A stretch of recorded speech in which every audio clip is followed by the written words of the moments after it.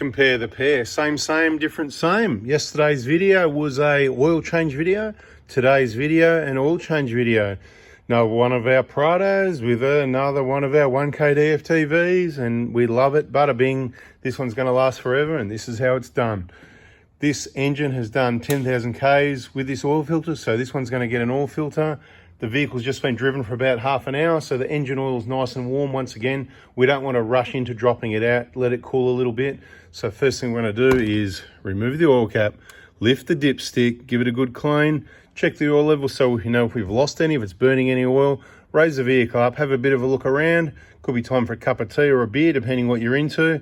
And then we're going to drop that sump plug out, probably with some gloves on carefully because it's still going to be hot, into our nice clean drain tray so we can see what's in there. And bada bing, bada boom, after it's drained a little bit, we're going to check the oil pickup, although we know there'll be nothing wrong with it, but we're just demonstrating good habits.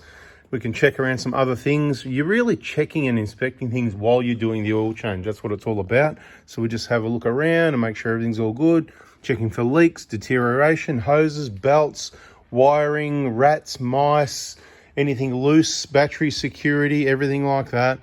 And bada bing, bada boom. So let's get it up in the air after we always lift the dipstick. That way it's like a message. You've got to put oil in. That doesn't get pushed back in until the oil's in. Remove the cap, we'll get rid of that.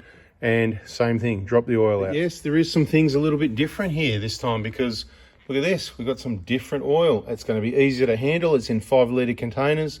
I sort of grab a bit of whatever's on special, but this engine's been running on this oil, and I think I'm going to keep it in there just to be different. Instead of using the usual HPR diesel 1010W40, we're going to use the HPR 5 full synthetic for modern petrol, LPG and light duty diesel engines.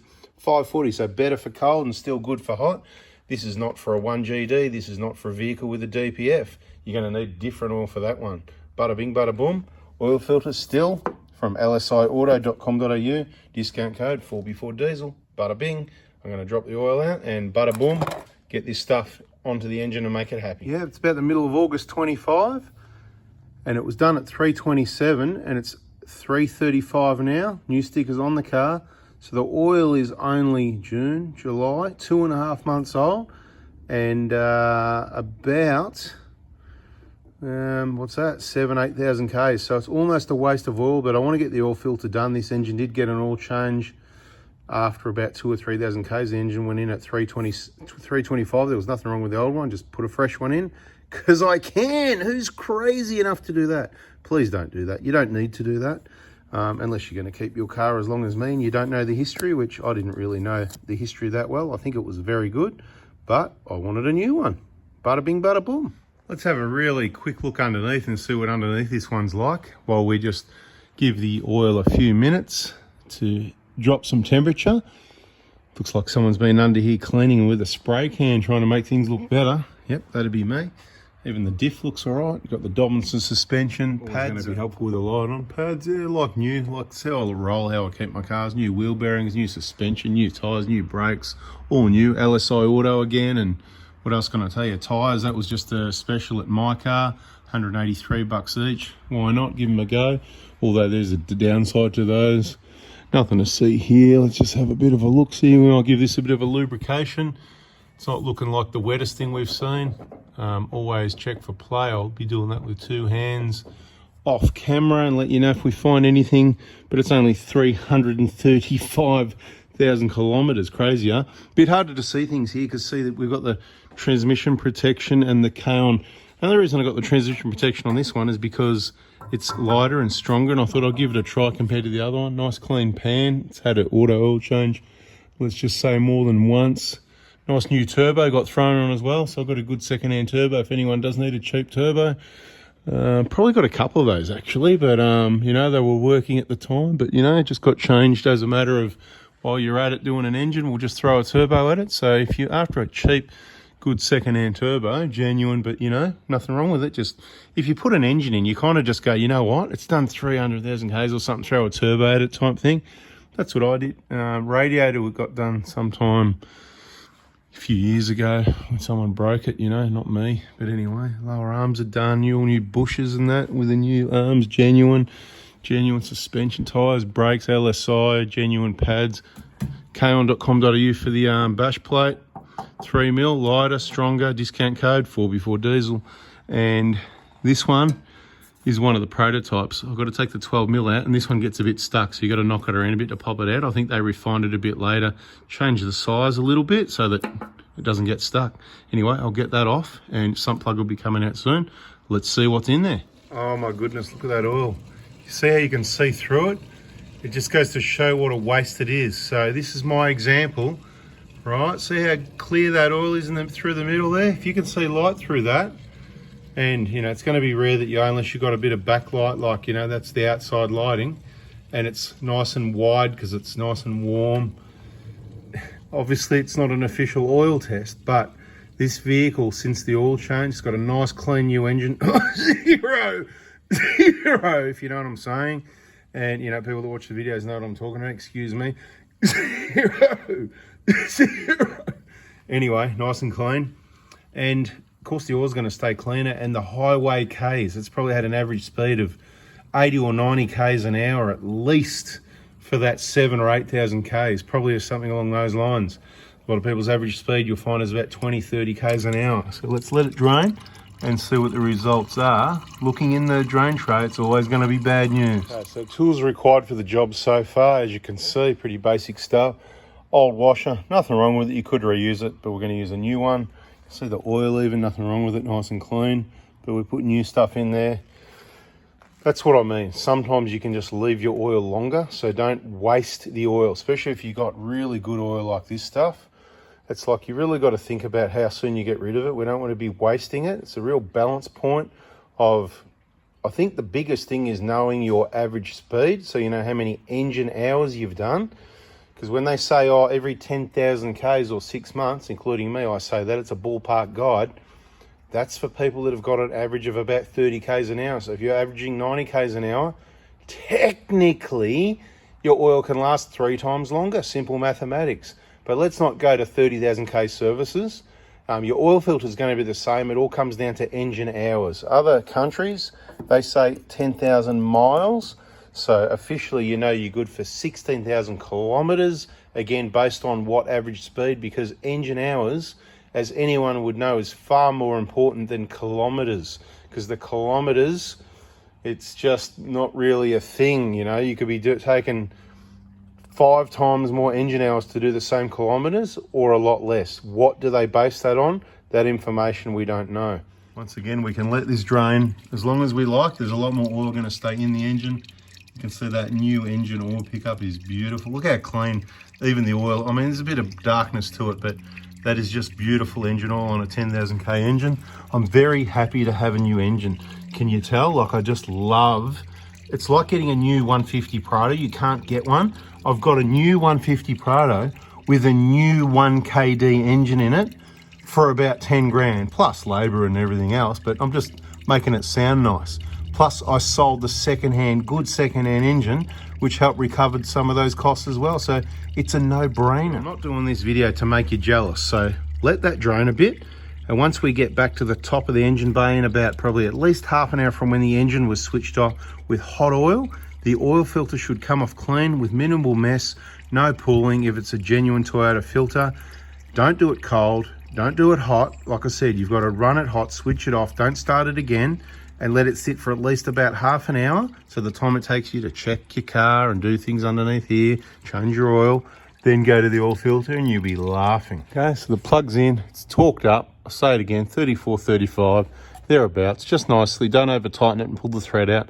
Don't forget it and leave it loose. So always double check, not how tight it is, but that you've actually done it up. So just double check, triple check things.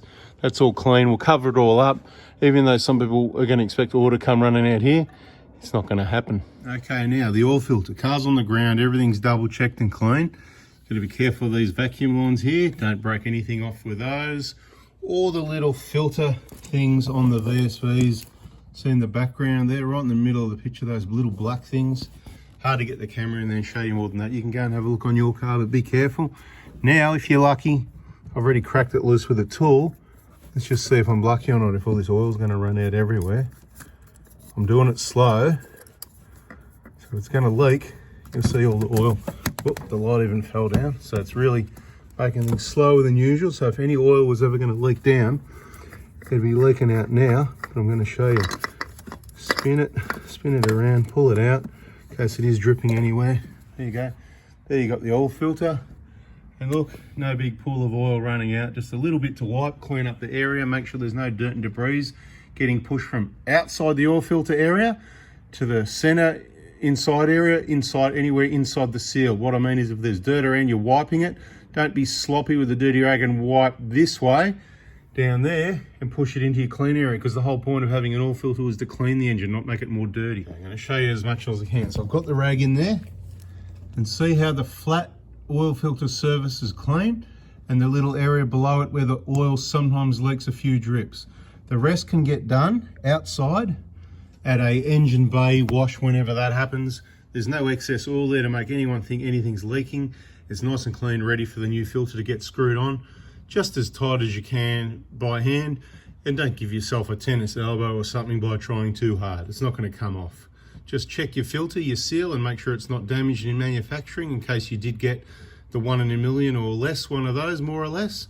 See, little tech tips for people doing their own oil changes. Thanks for watching. Taking the plastic cover off this oil filter, and you can see it's already pre-lubricated. What I mean is just check this O-ring in case there is any cut marks in it from manufacturing, accidents that can happen. You never know. I haven't had one of these ones yet, but it could happen. And there it is. That's what it should look like down there with the oil filter on, nice and hand tight. There is a clip missing, you might notice on yours where that white mark is, right in the middle of the picture on the vacuum line.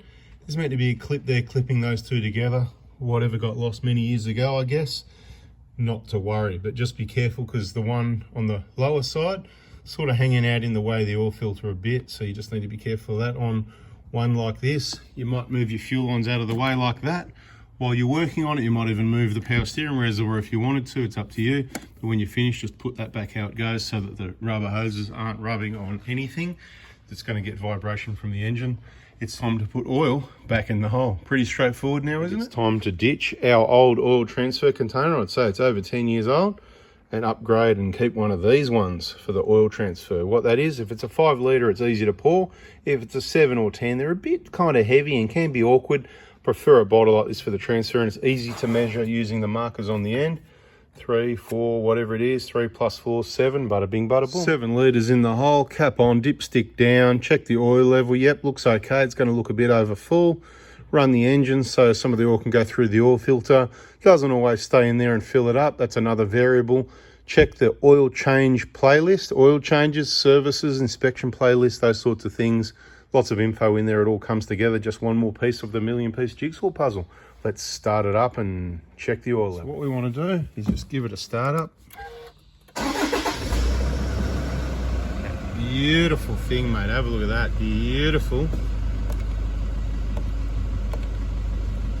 335,000 kilometers.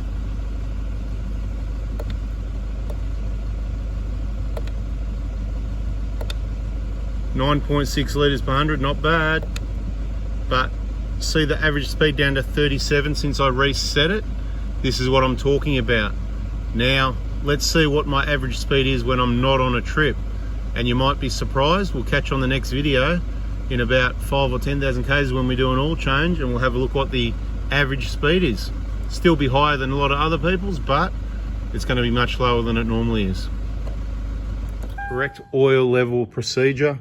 If it's hot or warm like this, and we just put cold oil in, but the engine's warm, it's going to warm up pretty quick, and you run it and switch it off. You want to wait about 5 minutes before you check your oil level, and we don't really want it above the full line, somewhere in the normal range between the low and the full. You know, I, like yourself, probably like it near the full line, a little bit over, and this engine isn't going to hurt anything. You got to be careful because some engines it might.